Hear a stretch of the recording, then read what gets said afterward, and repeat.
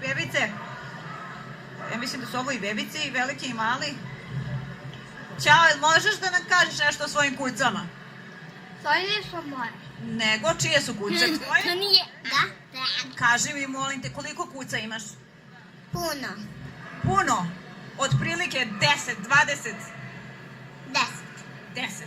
Da li se ti sama brineš o njima ili ti neko pomaže? Mama mi pomože. Mama. A ove kuce ovde, da li su to bebe ili su to odrasli psi? Odrasli. Odrasli. Ili ti ideš stalno na izložbe? Idem sa mamom. Ne. Ili učiš ti da ih dresiraš? Ovo ti je veći.